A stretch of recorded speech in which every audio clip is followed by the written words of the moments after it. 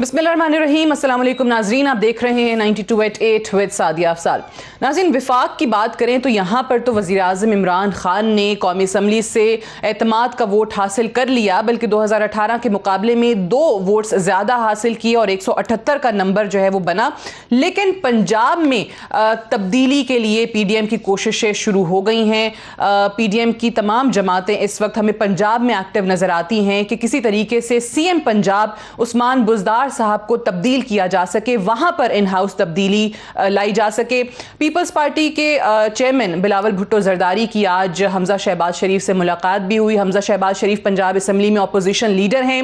फिर उसके बाद वो चौधरी बिरादरान के घर भी गए, वहाँ पर मोनस इलाही और सालेक हुसैन भी उस मुलाकात में मौजूद थे।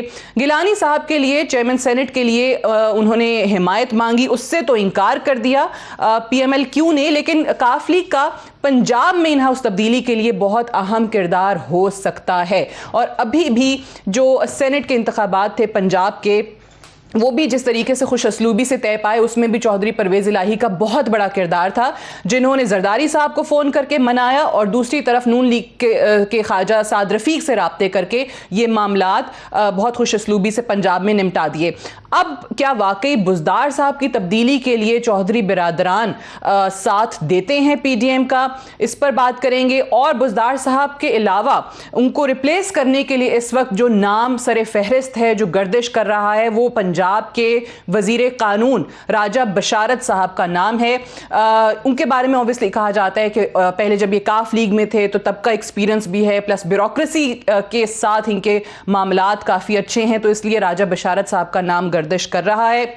दूसरी तरफ इलेक्शन कमीशन के हवाले से जो पाकिस्तान तहरीक इंसाफ की हुकूमत के एतराज़ात सामने आए हैं, जो तहफ़्फ़ुज़ात हैं, जो वज़ीर आज़म इमरान खान ने अपनी तकरीर में भी कहे, और उसके बाद जो इलेक्शन कमीशन की तरफ से जवाब आया है, उस पर बहुत सारे सवालात शुरू हो गए हैं। एक तरफ ये कहा जाता है कि यही इलेक्शन कमीशन डस्का के मामले पर इस किस्म के बयानात देने से क्यों गुरेज़ा था, और अब वज़ीर आज़म को सख्त रद्द-ए-अमल का सामना इलेक्शन कमीशन की तरफ से क्यों करना पड़ा है। इत्तलात ये हैं कि हुकूमत कुछ लीगल माहिरीन से, कानूनी माहिरीन से इस वक्त मशवरे कर रही है ताकि चीफ इलेक्शन कमिश्नर सुल्तान सिकंदर राजा के खिलाफ रेफरेंस लाया जा सके।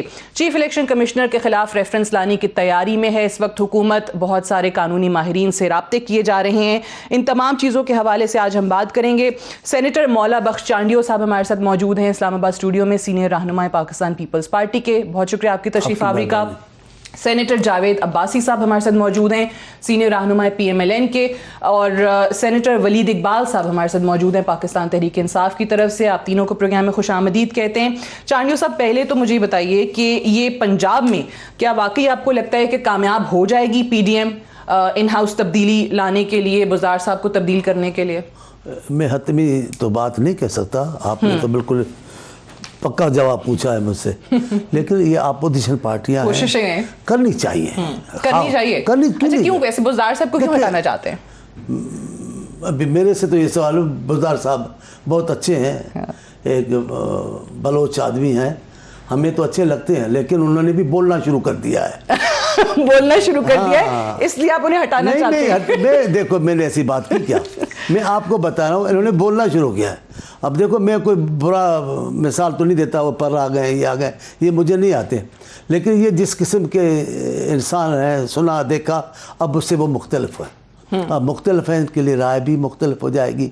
अब बड़ा बोल रहा है, मैंने 2 दिन पहले इनका बोलना सुना है। तो आपको उनका बेसिकली बोलना अच्छा नहीं लगा? मेरे को नहीं, मैं तो उनका खैर ख्वाह, एक अच्छे उनको चाहने वाले का। वो बड़ा शाइस्ता आदमी है, बोलते भी कम है, करते भी कम है, चलते भी कम है। उनका लिए मुझे नहीं है, वो तो एक बड़े लगते ही नहीं है चीफ मिनिस्टर है, खुदाई के सब।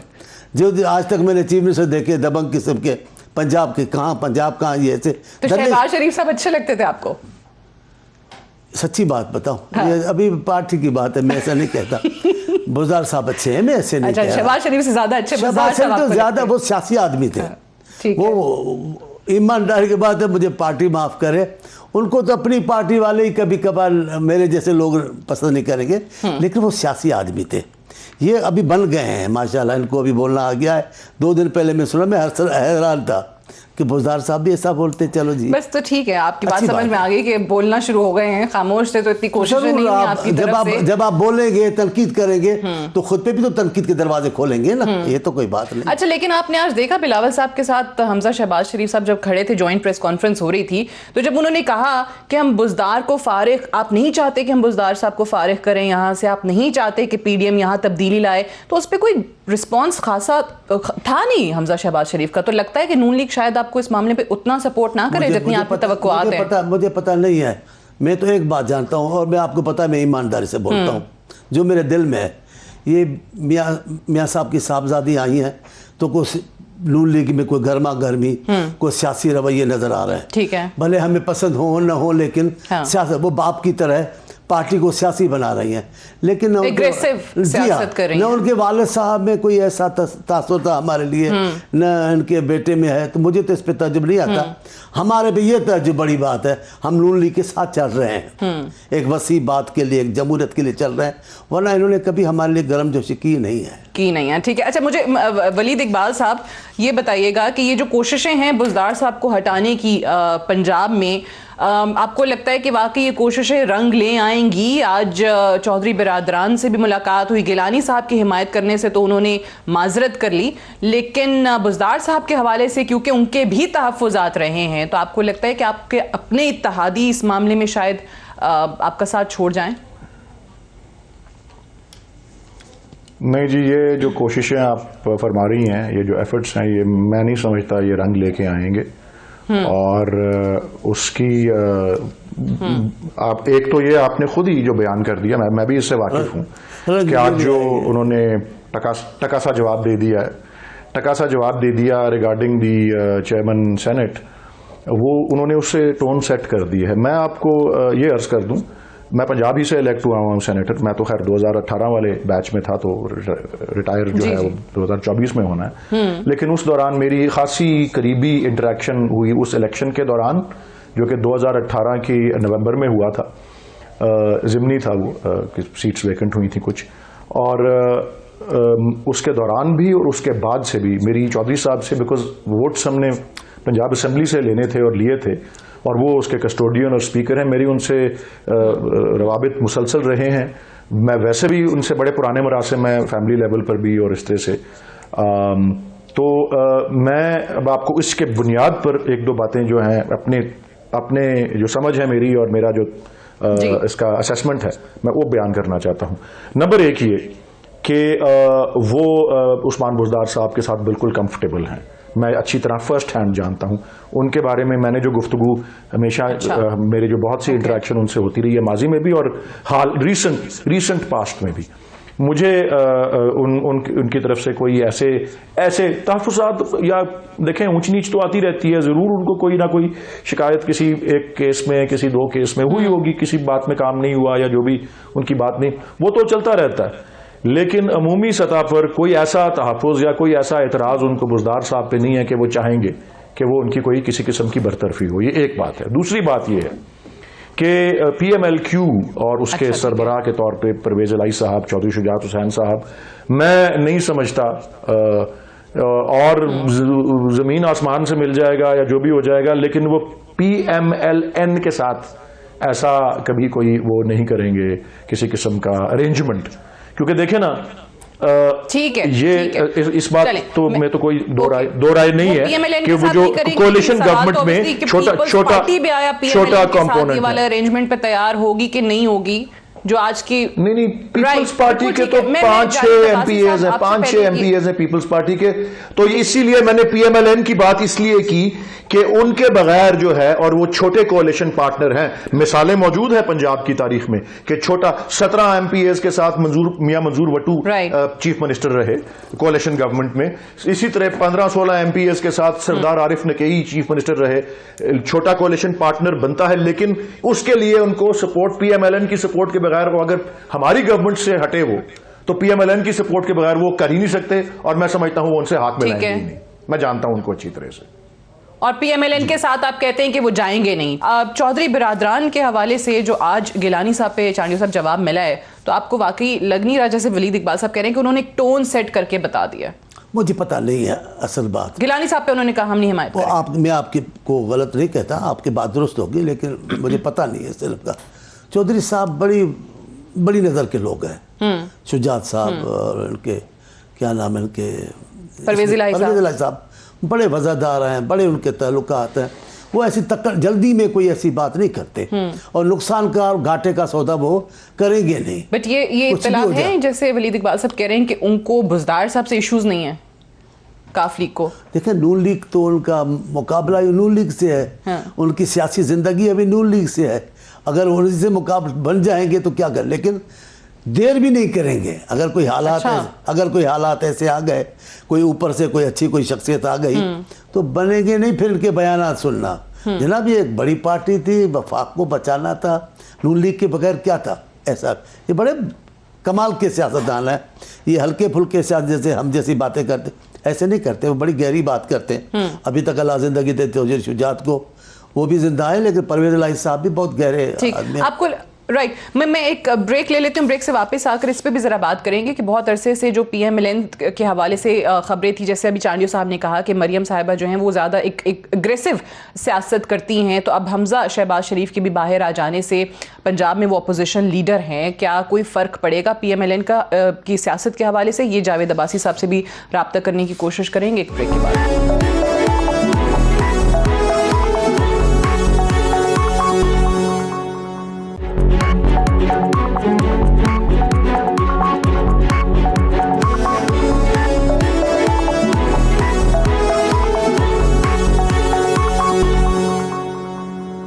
Welcome back. प्रोग्राम में एक बार फिर से खुशामदीद। वलीद इकबाल साहब ये बताइएगा कि अब चेयरमैन सेनेट के लिए 12 मार्च को ये इंतखाब होने जा रहा है। आप लोगों के उम्मीदवार सादिक संजरानी साहब हैं, बकौल शेख रशीद के वो हुकूमत और रियासत दोनों के उम्मीदवार हैं, और दूसरी तरफ यूसुफ रजा गिलानी साहब हैं। अब अगर देखा जाए तो नंबर्स तो अपोजिशन के पूरे हैं और गिलानी साहब को बासानी चेयरमैन सेनेट बना सकते हैं, वो जीत सकते हैं, उनके इम्कानात बड़े रोशन हैं। तो अगर यहाँ पर भी संजरानी साहब मुंतखब होते हैं तो ये कैसे किसी पास्ट प्रैक्टिस से फर्क होगा, क्योंकि माजी में भी नंबर कम थे लेकिन वो मुंतखब हो गए थे? जी नंबर ज़्यादा या कम होने की बात जो है वो अपनी जगह पर है। मैं तो यही अर्ज कर सकता हूं और बड़ी क्लैरिटी के साथ मेरे जहन में बिल्कुल वाज़ेह है और रोज़े रोशन की तरह कि जो भी हो इसमें, इस इलेक्शन में, ये कानून और आइन के तहत इलेक्शन है और अब तो सुप्रीम कोर्ट भी कह चुका है कि वोट जो है वो सीक्रेट होगा, तो सीक्रेट बैलेट सही है क्योंकि ये it is an election under the constitution वाज़ेह तौर पे, नंबर 1। नंबर 2, सुप्रीम कोर्ट भी कह चुका है कि इसमें जो सीक्रेसी है वो बट इसी तरीके से जो सेनेट का इलेक्शन हुआ वो भी अंडर द कॉन्स्टिट्यूशन हुआ, खुफिया बैलेट के जरिए हुआ, तो वहां पे अगर वो गिलानी साहब जीत गए तो फिर वो भी ठीक था और ये भी ठीक होगा जो आप कह रहे हैं। अगर संजरानी साहब यहाँ मैं वही तो अर्ज करना चाह रहा हूँ। आपको मेरे जुमले को इंटरप्ट करने की जरूरत नहीं थी। मैं जुमला अगर मुकम्मल कर लिया होता तो जवाब मैं इसी का दे रहा था। तो मेरी रिक्वेस्ट भी ये होगी कि आगे आने वाले वक्त में भी थोड़ा सा इसको आप कंसिडर करें और रिस्पेक्टफुली मैं ये कहना चाहता हूँ। मैं आप ही से सवाल कर रही हूँ ना, क्योंकि अगर आप इस चीज को सही कह रहे हैं तो फिर उस चीज को भी सही कहें जो सेनेट में हुआ, कौमी असम्बली। आपने मैडम आपने मेरा पूरा जवाब सुना भी है अभी कि नहीं सुना, या फिर आप फ्लोर ले लें और आप ही सारी बात आप करें? फरमाइए, मैं आप ही से सवाल करूंगी ना। ज़िमनी सवाल करने की तो मुझे इजाजत है ना वलीद इकबाल साहब। प्लीज मैं आपके कहने पे ये तो नहीं होगा कि ज़िमनी सवाल नहीं करूं। मैंने जवाब दिया ही नहीं पूरा। मैंने अभी जवाब पूरा दिया नहीं और मैं कोई इस बात का पाबंद नहीं हूं कि मैं प्रोग्राम में बैठा रहूं अगर मुझसे बेसिक कर्टसी नहीं एक्सटेंड अगर हो सकती मेरी तरफ। मैंने अभी पूरा जवाब नहीं दिया था। मैंने उस इलेक्शन का नाम लिए बगैर एक जनरल कैसे वो नहीं हो सकती, आप कैसे कह सकते हैं कि नहीं हो रही, जिसमें आपका जब मैंने अभी बात पूरी की ही नहीं है जी। आप बताएं, आप प्रोग्राम यकतरफा करना चाहती हैं तो बात करते रहिए, मुझे जवाब ना देने दें। आप वही तो कर रही हैं। आपको ये यकतरफा प्रोग्राम लग रहा है वलीद इकबाल साहब, देन आई एम सॉरी, मुझे नहीं पता कि आप कौन सी डिस्कशन जो है वो सुन रहे हैं। मैं आपको अब फॉर द थर्ड टाइम ये कह रहा हूं, and I am not speaking in Latin, मैं अंग्रेजी और उर्दू में कह रहा हूं कि मेरा प्लीज पूरा जवाब सुन लें, उसके बाद जिमनी सवाल करें। जी फरमाइए, मैं भी सुन रही हूँ। जितने जिमनी सवाल हैं, आपने अपना एयर टाइम जाया किया है इन जिमनी सवालों में, क्योंकि आपने मेरा पूरा जवाब सुना ही नहीं। और अगर आपने पूरा जवाब सुन लिया होता नहीं, आप मुझे नहीं बता सकते। I am sorry Waleed Iqbal sahab, ये मैं कहना चाहता हूँ। No, this is not on, क्योंकि मुझे ये पता है ना कि मुझे ये पता है ना कि मैंने क्या जवाब देना है। जिमनी सवाल और सवाल करना मेरा हक है।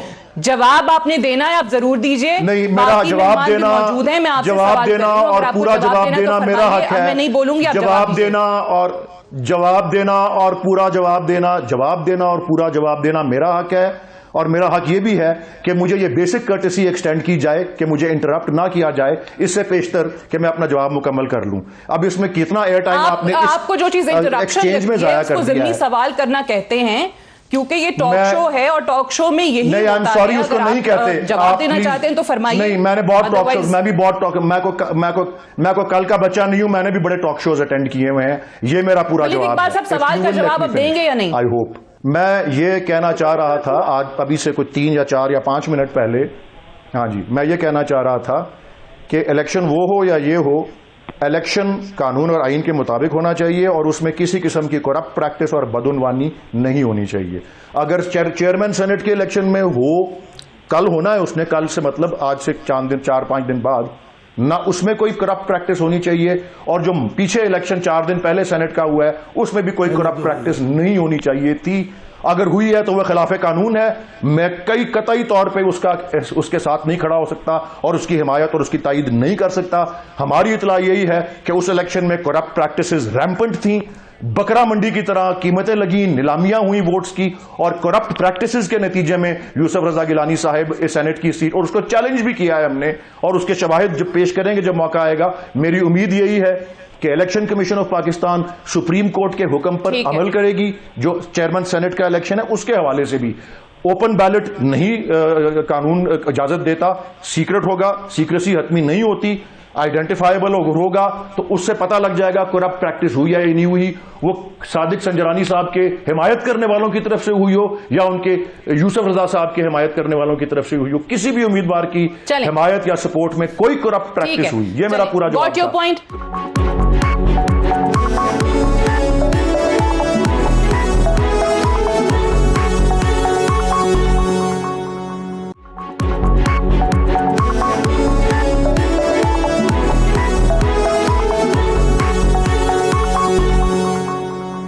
ज़िमनी सवाल जो मैंने किया था उस पर वापस आते हैं, लेकिन मैं जावेद अब्बासी साहब आपकी तरफ आती हूँ अब, क्योंकि ये मैं वलीद इकबाल साहब से जानना यही चाह रही थी कि देखें अब यहाँ कौमी असम्बली में जो कुछ हुआ, 16 मेंबरान, वज़ीर आज़म साहब खुद कहते हैं कि जी खरीद लिए, आप लोगों ने PDM ने खरीद लिए, पीपल्स पार्टी ने खरीद लिए, अली हैदर गिलानी की वीडियो आ गई, चलें वो अपनी जगह पर।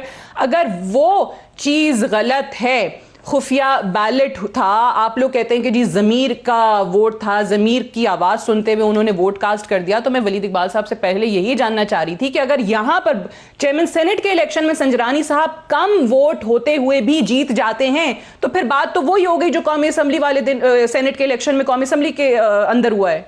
तो फर्क क्या है दोनों चीजों में? जी जी जी देखें जी, ये बिल्कुल आपने ठीक कहा और बिल्कुल मेरा ख्याल है कि यही एक तरीकाकार हम पूछ रहे थे कि प्राइम मिनिस्टर साहब ने जो इनके एमएलए थे उनके बारे में खुद कहा, ये हम नहीं कह रहे, आप नहीं कह रहे, बल्कि उन्होंने कहा कि मेरे वो एमएलए हैं जिन्होंने पैसे लिए हैं, जो हाथ के दिन में शामिल हुए हैं, और जिन्होंने इस पैसे लेकर वोट जो है हमारे मुखालिफ को दिया, जो गिलानी साहब को वोट मिला है, ये प्राइम मिनिस्टर पाकिस्तान कहते हैं। 2 दिन बाद उन लोगों से, जिन लोगों से के बारे में ये काम की थी कि ये पैसे लेके बिक गए, ये बिकाऊ माल है, इन्होंने हमारे सर शर्म से झुका दिए, उससे जाकर एतमाद को वोट ले दिया। और एक बट आप लोगों ने भी तो माना है ना, आपकी लीडर मरियम नवाज ने माना है, उनकी तरफ से एतराफ आया है कि हाँ हमारा पैसा नहीं लेकिन हमारी टिकट जरूर चली है, कि आप लोगों ने भी लोगों को गारंटी दी कि अगले आम इंतखाबात में PMLN की टिकट मिल जाएगी, इसलिए वहां पर लोग जो हैं वो बिके। तो ये इन्फ्लुएंस तो किया, कोई लालच या खौफ का सिलसिला तो है, क्रिमिनल ऑफेंस तो है, एतराफ कर रही हैं आपकी लीडर। मैं कहता हूँ कि ये PTI के लोगों से पहले प्राइम मिनिस्टर साहब पूछें कि क्या वाकई उनको ये वादे किए गए थे, और अगर सपोज कर भी लिया कि हमने अगर उनको कोई ऑफर की है, तो क्या वो बिकाऊ माल है कि वो हर एक की ऑफर लेने के लिए बैठे हुए हैं? बाकी कोई पार्टी कोई ऑफर क्यों नहीं करता? अगर मैं सपोज कर लेता हूँ कि अगर ये बात मान भी लें तो बिल्कुल ऐसी नहीं है, ना हमने किसी को ऑफर किया है, ना वो तो ना मेरे को मिला है, ना हम चाहते थे, लोग खुद खफा थे इनसे, और अगर खफा ना होते तो वोट इनको देते, और अगर वोट ना देते तो उनके बारे में मुल्क के वज़ीर-ए-आज़म खुद अपनी पार्टी के बारे में कह रहे नहीं मिला। अभी थोड़ी देर पहले मरियम साहिबा बात कर रही थी और उन्होंने कहा कि पीटीआई के बहुत सारे एमएनएज हमारे साथ राब्ते में हैं। देखें, अगर कोई आदमी आज वलीद इकबाल साहब मुझसे राब्ता करना चाहे या मैं उनसे राब्ता करना चाहूँ तो ये तो पीटीआई के लिए इस वक्त सोचने का मुकाम है कि इनके लोग क्यों लोगों से राब्ता करते हैं, क्यों लोगों के पास जाते हैं, क्यों लोगों से टिकट मांगते हैं, क्यों कहते हैं कि हम इस पार्टी से तंग और इस पार्टी में नहीं रहना चाहते। यही मसला है ना जिसके लिए निशानदेही की गई है कि लोगों ने गिलानी साहब को वोट दिया है और उन्होंने आप शेख साहब को वोट नहीं दिया। अगर ये मामला ना होता तो लोग अपनी पार्टी के साथ खड़े होते। अगर लोग इनकी जमात से खुश होते वलीद साहब के साथ, लोग ये समझते कि हम वज़ीर-ए-आज़म इस मुल्क में डिलीवर कर रहे हैं, इनकी पार्टी ठीक है, महंगाई नहीं है, बेरोजगारी नहीं है, जमात के लोग तो कभी किसी और के पास जाते। आपने नहीं किए राब्ते, वो खुद इनसे खफा हैं परफॉर्मेंस की वजह से तो इसलिए हैं। लेकिन मैं अगेन वही बात करूंगी चांडियो साहब कि इलेक्शन कमीशन ये आपके लीडर भी कह चुके हैं कि वाकई लोग राब्ते में हैं। उन्होंने ये भी कहा है कि मुझे पता है कि किन किन लोगों ने हमें वोट किया है, बैठे वहां हैं लेकिन उनके दिल हमारे साथ धड़कते हैं। ये एतराफ है उनकी तरफ से, मरियम साहिबा की तरफ से भी ऐलान है कि हमारी टिकट चली है। तो फिर इन चीजों पर इलेक्शन कमीशन क्यों नोटिस नहीं लेता आप लोगों के लीडरान के बयान? कानून के मुताबिक उन पे तो लेना चाहिए और दोनों साइड के लिए लेना चाहिए।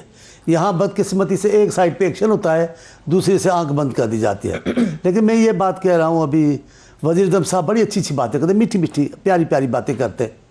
अभी वो कहते थे IMF से कर्जा लूँगा तो मर जाऊँगा, खुदकशी करूँगा, कर्जा लिया। फिर कहते थे मर जाऊँगा, NRO नहीं दूँगा, मर जाऊँगा, मर सकता हूँ। ये इन 16 वोटों से एतमाद का वोट लेना ये NRO नहीं है? जिनको आप चोर कातिल कर चुके हो कि भाई वो बेईमान है, ज़मीर फरोश है, बिके हैं, फिर इनको जो आपने आज उन पर तबसरा ही नहीं किया, कल की तकीर पे बिलावल साहब पे बोलते रहे, जरदारी साहब पे बोलते, नवाज से एक लफ्ज़ आपने उनके लिए नहीं कहा, 16 लोगों के लिए। ये NRO नहीं है तो क्या है? ये NRO है ना। जो आपको अच्छी लगे वो सब जायज़ है, जो नहीं लगे वो नहीं है। मैं आपको ये भी बात कहना चाहता हूँ, ये बातें पूरी हो जाएंगी। अब इनकी वो गलत वोटिंग सेनेट का, ये कौन सी नई बात है? अभी कुछ दिन पहले मैं तो बड़ा प्यार करता हूँ, आपको पता है, चेयरमैन से बड़े शाइस्ता आदमी संजरानी साहब से, लेकिन तो अभी संजरानी साहब दोबारा बन जाते हैं चेयरमैन से, वो बात की बात है, बना देंगे ना। हम खड़े थे वोटों बेंचों पर, हमारे वोट नहीं थे वहां। अच्छा, हम पूरे के पूरे खड़े, वोट पूरे नहीं है। तो अभी भी आपको लग रहा है कि आपके उम्मीदवार नहीं बन पाएंगे चेयरमैन सेनेट गिलानी साहब? अभी इस पे जो बोल रहे हैं वो इस पे वली साहब इस पे बोले ना, ये अगर होगा मैं साथ नहीं खड़ा हूंगा। ओ बाबा आप फरिश्ते हो, वो ठीक है तो फिर बोले ना। अभी थोड़े तो दिन हुए सेनेट के चेयरमैन की बेएतमादी, आप कर लेते। ओके, मैं एक ब्रेक ले लूं, ब्रेक से वापस आएंगे, डिस्कशन को हम यहीं से कंटिन्यू रखेंगे। Stay tuned.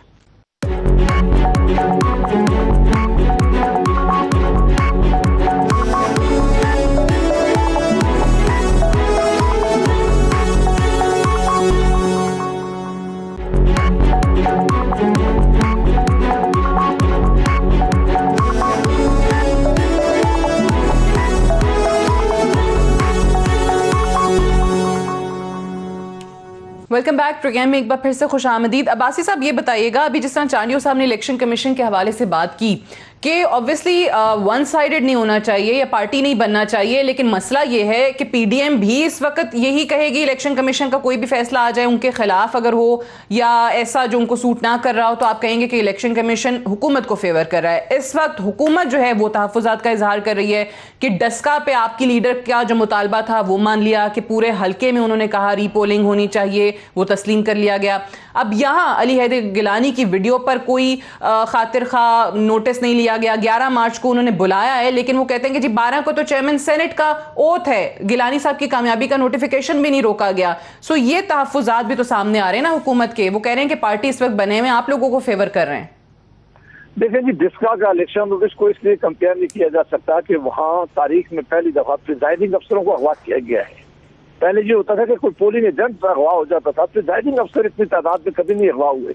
फिर वहाँ के रिटर्निंग अफसर ने कहा है कि यहाँ के जो प्रिजाइडिंग अफसर हैं उनको न सिर्फ अगवा किया गया बल्कि इलेक्शन के बैच जो है वो चेंज किए गए।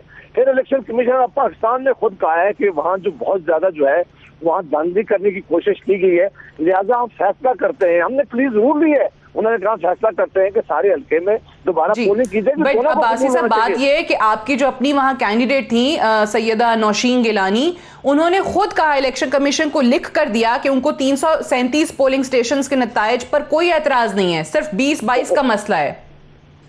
साजिया साहिबा, मैं कहता हूँ कि अगर इलेक्शन कमीशन ऑफ पाकिस्तान ने ये फैसला कर दिया है, वो एक आईनी अदारा है, तो सबको मानना चाहिए। अगर वो 20 पोलिंग का भी कहते तो फिर भी हमने मानना ही था, अगर वो कहते कि बिल्कुल पोलिंग नहीं कराते तो फिर भी हम मानना था। ये केस इसलिए मुख्तलिफ है कि यहाँ वज़ीर आज़म पाकिस्तान कहते हैं कि मेरे लोगों ने पैसे दिए हैं और मेरे लोग बिक गए हैं, हम नहीं कह रहे। फिर उन्होंने उसे एतमाद का वोट भी दे दिया। मेहरबानी करके वज़ीर आज़म पाकिस्तान एविडेंस जरूर लेके जाए इलेक्शन कमीशन के पास, लेकिन इलेक्शन वो कहते हैं हमें पता ही नहीं, अभी हमने आइडेंटिफाई नहीं कर सके, कैसे पता चलेगा वो 16 लोग या 20 लोग कौन? नहीं तो फिर इलेक्शन कमीशन के पास कौन सा आला है, कौन सा तरीकाकार है कि इलेक्शन कमीशन किस तरह ये मामला कर सके? प्राइम मिनिस्टर साहब को इलेक्शन कमीशन पर गुस्सा सिर्फ इस बात का है कि जब चीफ इलेक्शन कमीशन को सुप्रीम कोर्ट ऑफ पाकिस्तान ने बुलाया तो जब उन्होंने पूछा तो उन्होंने कहा जी कि आइन की आर्टिकल 226 की मौजूदगी में हम ओपन बैलेट नहीं करवा सकते, मैं इसकी हमायत नहीं कर सकता। हाँ, ये मामला कॉन्स्टिट्यूशनल अमेंडमेंट का है, अगर हम पार्लियामान आइन में अमेंडमेंट करना चाहती है कर ले, फिर हम ओपन बैलेट करवा सकते हैं। जब तक आइन की ये आर्टिकल मौजूद है उस वक्त तक इलेक्शन कमीशन ने ये अपना स्टैंड दिया है सुप्रीम कोर्ट ऑफ पाकिस्तान के सामने कि इलेक्शन जो है वो सीक्रेट बैलेट के जरिए होगा। वज़ीर आज़म साहब इस बात से खफा है, वज़ीर आज़म साहब को इस बात से तकलीफ है कि इलेक्शन कमीशन ने ये पोजीशन क्यों ली है। और बाद में सुप्रीम कोर्ट ऑफ पाकिस्तान ने भी अपनी जजमेंट में यही कहा है कि जी बिल्कुल इस आइन की आर्टिकल की मौजूदगी में जो इलेक्शन होगा वो सीक्रेट बैलेट के होगा। ये जरूर उन्होंने आगे चल के अपनी जजमेंट कहा है कि वोट ट्रेसेबल हो सकती है, लेकिन अनफॉर्चुनेटली चांदियो साहब ये बात भी तो दुरुस्त है ना कि हमारे यहाँ जिसके फेवर में फैसला नहीं आता वो ही, आप कह तो रहे हैं कि इलेक्शन कमीशन आईनी इदारा है जो कि है, लेकिन दोनों तरफ से यही आवाजें आती हैं। यहाँ इनके खिलाफ फैसला है तो ये कहेंगे कि ये ज्यादती कर रहे हैं, या उनके तरफ मिले में आप लोगों का भी एहतजाज हुआ ना पीडीएम का इलेक्शन कमीशन के बाहर, तो आपको भी एतराजात थे, तहफुजात थे। सो इस आईनी इदारे के फैसले को फिर कोई भी तस्लीम नहीं करता जिसके भी खिलाफ आता है। ऐसा है नहीं, अपोजिशन की पार्टियां हर इलेक्शन में इख्तलाफ करती हैं, कभी बेएतमादी करती हैं। इसका मतलब कभी कौम ने ये नहीं लिया कि वो इदारा पूरे का पूरा तबाह हो गया है। लेकिन अगर मुल्क का सिटिंग वज़ीर बैठ कर, एक बार पहले मिसाल है मेरे पास, नेब के लिए वज़ीर आज़म ने बात की कि वो पगड़ियाँ उछाल रहे हैं, कर रहे हैं, तो नोटिस हमारी बात दुरुस्त हुई, तो फिर हमारी शिकायत दुरुस्त है। अब नहीं, लेकिन पिछले दौर में आपको याद है परवेज रशीद साहब का भी ये बयान था, नवाज शरीफ साहब का भी ये बयान था कि सफेद पोश लोग जो हैं पगड़ियां उछालते हैं, तो उस टाइम पे भी सब पे एतराज। मेरा ख्याल मैं नाम नहीं लेना चाह रहा था, मैं हवाला उन्हीं बयानात का दे रहा था। अभी ये सिटिंग वज़ीर आज़म है, ये अगर इलेक्शन कमीशन जो उम्मीद है इस मुल्क में जमहूरियत की या लोगों को इत्मीनान दिलाने की, अगर ये वज़ीर आज़म इस अंदाज से इलेक्शन कमीशन पे ताबड़तोड़ हमले करेंगे तो फिर तो इदारा पूरा हो चुका। और ये देखें ना कितनी बड़ी बदकिस्मती है ये जो कहना ये हमारे साथ हैं, हम एक पेज पर हैं और पूरी सपोर्ट करेंगे, ये बयानात क्यों आते हैं? ज़रूरत क्या है? आप हुकूमत में हैं, वज़ीर आज़म हैं, बस ठीक है, इलेक्शन कमीशन आपकी है, पर ठीक है अफवाज पाकिस्तान आपका साथ देंगी जब वो कानून के तहत है ये। लेकिन आप आकर ये कहना कि हमारे ताउन में है, वो हमारा कहना माने, ये ज़्यादती है। ये पूरे निज़ाम को उन्होंने मशकूक बना दिया है। वज़ीर आज़म साहब को मैं नहीं कहता वो बड़े ओहदे पर हैं, मैं छोटा सा आदमी हूँ, बहुत कम बातों पे बात बोलना आता है उनको। वो कभी मज़हब की बात करते हैं, कभी अखलाकियात की बात करते हैं, कभी तारीख़ की बात करते हैं, कभी जाग्राफी की बात करते हैं, एक भी बात उनकी दुरुस्त नहीं होती है। अभी इनको ये ज़ेब नहीं देता इलेक्शन कमीशन को इस अंदाज से बोलने के लिए। अब आपकी क्या बात रह गई? लेकिन इलेक्शन कमीशन का जो जवाब था वो सही था क्या? वज़ीर आज़म इज्जत के लिए जवाब नहीं देंगे? इदारा कोई गुलाम है? गुलाम है? वज़ीर आज़म बन गया जो चाहे बोलेंगे, ऐसे कैसे बोलेंगे? वो कहते हैं जो अपोजिशन के लोग बयानात देते हैं उस पर तो कभी जवाब नहीं आता इलेक्शन कमिश्नर। अपोजिशन को क्यों जवाब दें? अपोजिशन का जवाब देने पड़ेंगे तो एतराज़ात हैं। अच्छा चलिए, लेकिन मुझे ये बताएं कि अभी जो चीफ इलेक्शन कमिश्नर के हवाले से खबरें चल रही हैं कि शायद हुकूमत को रेफरेंस उनके खिलाफ तैयार कर रही है। उसकी परवाह नहीं होती लोगों को। एक छोटी सी बात बताता हूँ, अपोजिशन तो करेगी, लेकिन उसका जवाब क्यों देगा इदारा? हर बार इदारा जवाब देगा तो फिर हुकूमत कैसे चलेगी? लेकिन वजीर आज़म वो अगर बेएतमादी कर देंगे अपने किसी इदारे पर तो उसकी पूरी कारकर्दगी जीरो बन जाएगी। दूसरे कैसे एतबार करेंगे इसलिए आने वाली इलेक्शंस पर? ओके अच्छा, मुझे अब्बासी साहब एक बात बताइए कि ये जो कल एतमाद का वोट लिया, आप लोगों ने इजलास का बॉयकॉट किया पीडीएम ने कि हम नहीं जाएंगे। बहुत लोगों ने कहा, हुकूमती लोग कह रहे हैं कि जी मैदान छोड़ के भाग गए, बेहतर होता कि आप इस पूरे प्रोसेस का हिस्सा बनते। बट आप लोग मान नहीं रहे, आप कह रहे हैं कि गलत है, खुद ही कर लिया, अकेले थे रेस में, आप लोग शामिल होते तो और भी कैंडिडेट सामने आ जाते। क्या वाकई अभी भी कोई चांसेस हैं कि आप आने वाले दिनों में यहां पर ले आएंगे वोट ऑफ नो कॉन्फिडेंस? देखिए, हमारा ना आने का मकसद पीडीएम लीडरशिप ने उस वक्त फैसला किया जब 2 दिन पहले यहाँ गिलानी साहब का और शेख साहब का, हफीज शेख साहब का इलेक्शन हो रहा था जी। हमारे कैंडिडेट गिलानी साहब थे और वज़ीर आज़म पाकिस्तान हफीज शेख साहब का जो था वो कंपेन कर रहे थे। हमने उस वक्त कहा था कि ये इलेक्शन जो है ये स्टेबलिश कर देगा कि वज़ीर आज़म साहब के पास एतमाद का वोट है या नहीं है। और अगर हम गिलानी साहब हार गए तो हम समझेंगे कि लोगों ने हमारे ऊपर एतमाद नहीं किया, और अगर हफीज शेख हार गए तो ये वज़ीर आज़म पाकिस्तान का अदम एतमाद होगा। वो हार गए, अदम एतमाद हो गया। उसके बाद ये जो कल का ड्रामा रचाना था, हमें सारा पता था कि इन्होंने किस तरह लोगों को पूरा किया है। आप भी जानते हैं वो डिफेक्शन क्लास कॉन्स्टिट्यूशन के अंदर मौजूद है कि कोई एमएलए बाहर आकर अगर वोट देगा तो उसी वक्त वो अनसीट हो जाता है। तो वो तो ये इस तरह के माहौल में तो शायद ही कोई एमएलए कभी भी खड़ा होकर सके। लेकिन जो असल टेस्ट था, जो सीक्रेट बैलेट के जरिए हुआ है, सारी कौम ने देखा है, आपने कवरेज किया है, इलेक्शन हुआ है, उसमें हुकूमत को हरा दिया गया था और उनकी जो अददी तादाद थी वो अभी पार्लियामेंट में हम समझते कि खत्म हो गई है। ये वो लोग हैं जिनके बारे में वज़ीर आज़म साहब खुद कह रहे हैं कि इन्होंने तो अपना ज़मीर बेच दिया है। ठीक है, चलें वो 16 लोग उसमें हैं, लेकिन अगर आप लोग शामिल हो जाते और आप लोगों की तरफ से भी होता कैंडिडेट तो फिर के लिए भी यही कह रहे हैं कि इतने मेंबर ये ऐवान में जितने वोट बताए गए हैं 178 हासिल किए ना। ये है नतीजा। 178 नहीं। जी हाँ, ये नतीजा है, पूरे अमल को इन्होंने मशकूक बना दिया। पर मैं एक वैसे मालूमात लेना चाह रहा था, आप सवाल नहीं है, ये नौशी गिलानी जो आप खड़ी हुई हैं इलेक्शन में, ये वही है जो शायरा हैं? नहीं, ये वो नहीं है, ये इनके पीएमएलएन के एमएनए थे। इफ्तिखार गिलानी साहब, जी हाँ, उनकी वफात के बाद वो उनकी साहबजादी कैंडिडेट।